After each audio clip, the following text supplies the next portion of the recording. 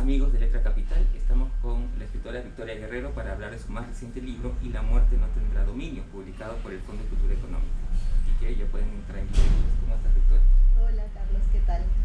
Bien, quisiera empezar un poco hablando del tema central del libro, que me parece que tiene que ver con la madre, con la figura de la madre, pero no desde el punto de vista, digamos que tradicional con el que se suele ver esa figura, ¿no?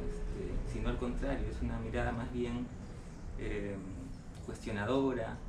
Incluso dentro del mismo libro la voz narrativa, la voz anunciadora señala que pudo haberse llamado el libro Matar a la madre, por ejemplo, ¿no? Cuéntame un poquito sobre ese tema. Bueno, el libro en realidad es una experiencia de duelo, ¿no?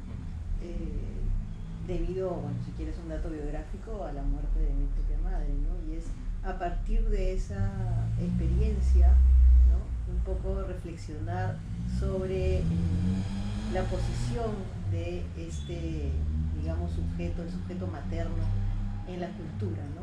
Pero obviamente también tiene tintes bastante intimistas, ¿no? Y es, de alguna manera, está muy mezclado con muchas cosas, ¿no? Por un lado es el duelo, el dolor, por otro lado también la catarsis, ¿no?, de repasar la construcción de lo materno, en este caso de un materno también privado, ¿no?, personal, mi propia experiencia, ¿no? Y creo que la experiencia de muchas mujeres con digamos, este estereotipo, ¿no? O sea, cuáles son los excesos, cuáles son las virtudes o las demandas sociales sobre eso, ¿no? Creo que todo eso conformó algo que, digamos, en algún momento fue bastante intenso para mí, y es más o menos lo que he intentado escribir o transcribir a partir de este libro, ¿no? Todas esas experiencias.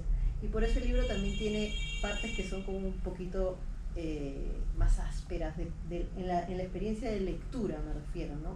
Más ásperas no solo por el contenido, sino de pasar de una cosa a otra, ¿no? Creo que tiene esa digamos, aspereza, ¿no?, de lector, ¿no?, también.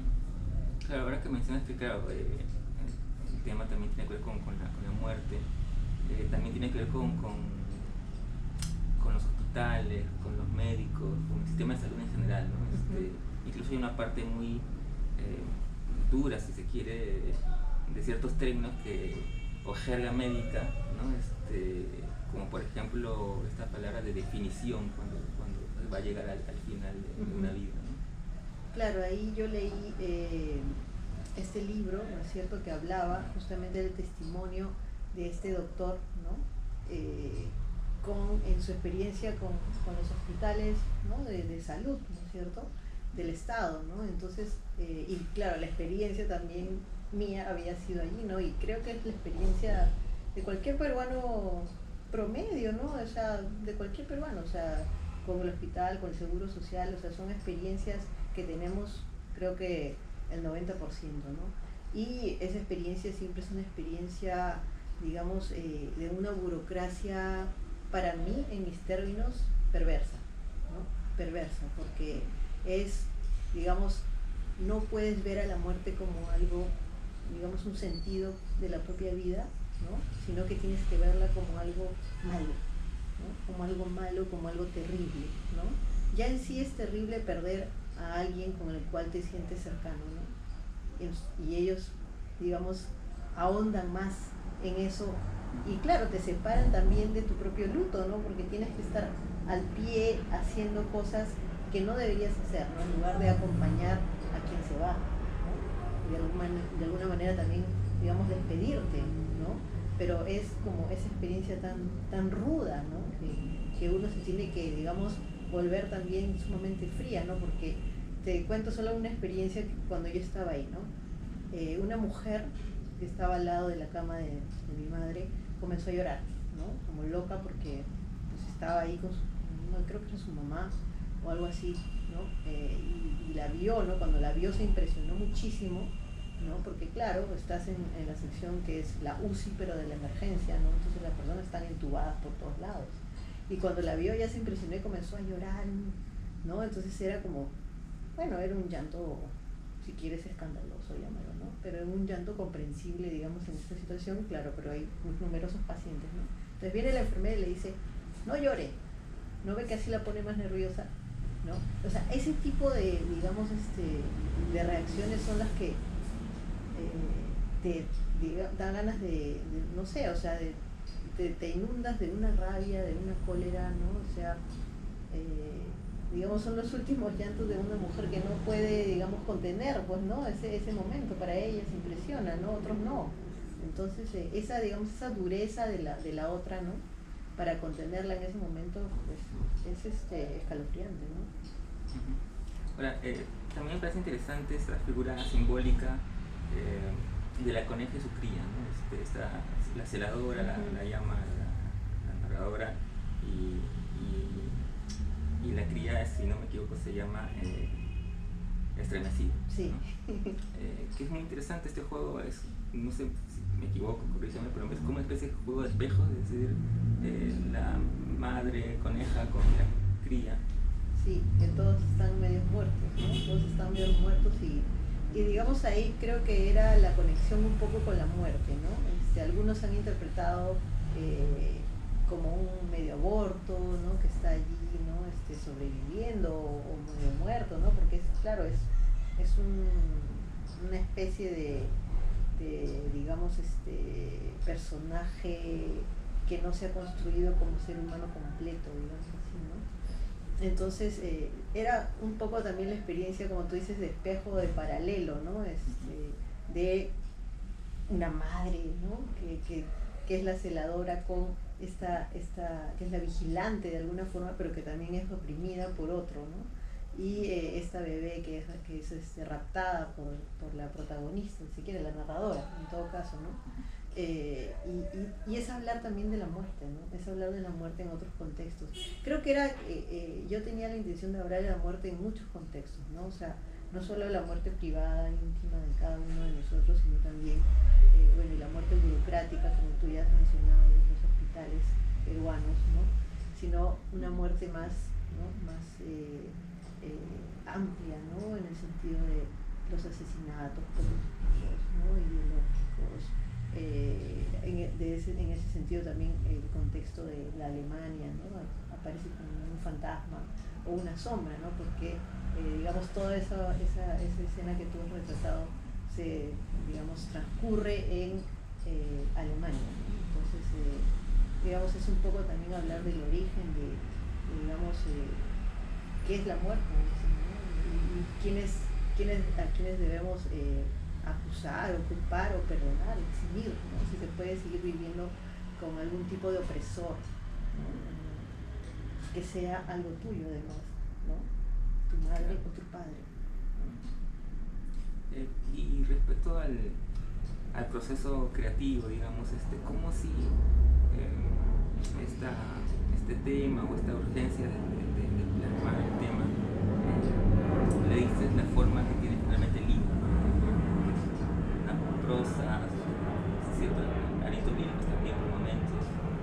¿Cómo fue ese proceso? Además imágenes. Además imágenes. Bueno, en primer lugar fue como tuve este impulso, ¿no? Este impulso, si quieres llámale catártico en un primer momento, y avancé, digamos, unas primeras 8 páginas y las dejé, ¿no? Porque no sentía que así, o sea, es un libro que he sentido que me he tenido que forzar en muchas partes a retomarlo, porque no podía leer lo pasado, ¿no? Me dolía mucho leer lo pasado. Entonces, digamos, es un libro que ha ocurrido como en ciertos tiempos que he tenido que pasar por una propia censura mía, ¿no? Que me impedía volver a retomarlo, ¿no? Entonces, luego, y salía así como, digamos, naturalmente me salían partes que eran como poemas, y otras partes más narrativas, ¿no? Ni siquiera llamaría narrativas, una prosa, digamos así, ¿no? Sentía que el libro tenía que ser una prosa, pero había partes que no las podía poner en prosa, o sea, que necesitaba que tenía que estar el verso, ¿no? Aunque no fuera, digamos, un estilo de un poemario, sino que era necesario ponerlo así, ¿no? Digamos, por la ruptura sintáctica, ¿no? por el hecho en sí mismo que es incomprensible, ¿no? Para mí, o no sé, inenarrable, ¿no? De algunas partes. Y luego también, en un momento, ya trabajando con el editor, ¿no? Que Felipe Aburto del Fondo de Cultura, claro, tenía yo las imágenes y sabía que tenían que ir imágenes, pero siempre pensaba que estas imágenes tenían que ir o veladas, o borrosas, o cortadas, ¿no? Que nunca tenía que ser un álbum, porque no era un álbum de la muerte, ¿no? No era el álbum de una fallecida, ¿no?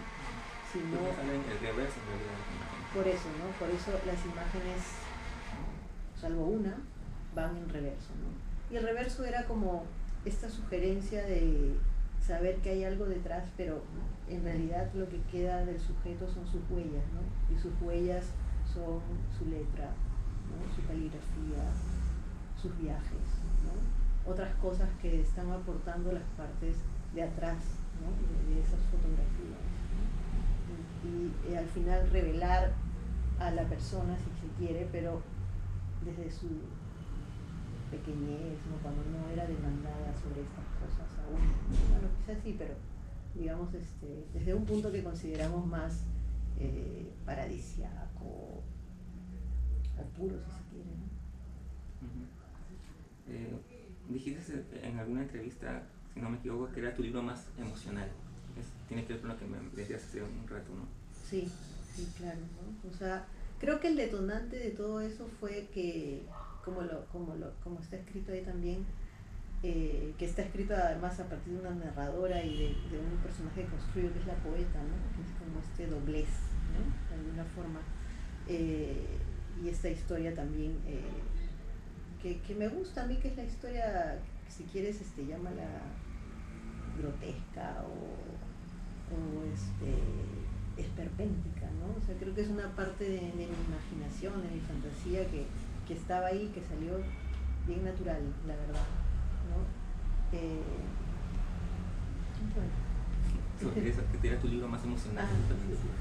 No, y te quería contar que en realidad creo que lo que más me impresionó de todo fue cuando tuve que ser una de las testigos de la incineración, ¿no? Del cuerpo. Para mí creo que ese fue el punto de partida para mí, que tenía que escribir eso que nunca lo pude escribir, obviamente, porque no sabía cómo transcribir esa impresión, ¿no? que me dio ver, digamos, el cuerpo de mi madre por última vez y ver que entraba al horno, ¿no? Y yo tuve que ser una de las testigos, ¿no? Porque es obligatorio, ¿no? O sea, es solo un milésimo de segundo, pero ese milésimo de segundo fue todo para mí, ¿no? Y creo que ahí empezó esa escritura, ¿no? Un poco para terminar, me parece interesante el hecho de que cuando te alejas de la poesía en términos formales, digamos, ¿no? De alguna vez sigues conectada con ella, ¿no? Sí. Por los títulos, por ejemplo, ¿no? O sea, este título remonta a Dylan Thomas, pero ya incluso en tu novela Un golpe de dado hace una reminiscencia a Mallarmé. Sí. ¿Fue consciente o es una...? No, es totalmente consciente, ¿no? O sea, yo me defino como poeta, ¿no? Los libros que salgan de todo tipo, que sean sobre todo ficcionales, creo que parten de ahí, beben de ahí y no lo podría concebir de otra manera, ¿no? O sea, creo que ese ya es mi sello, si quieres, ¿no? Un estilo, un sello, ¿no? Que está ahí presente. Muchas gracias, Vicky. Gracias a ti, Carlos. Amigos, estuvimos con Victoria Guerrero, con la que hemos conversado sobre su libro Y la muerte no tendrá dominio, publicado por el Fondo de Cultura Económica, y que ya la pueden encontrar en librerías y yo se las recomiendo mucho.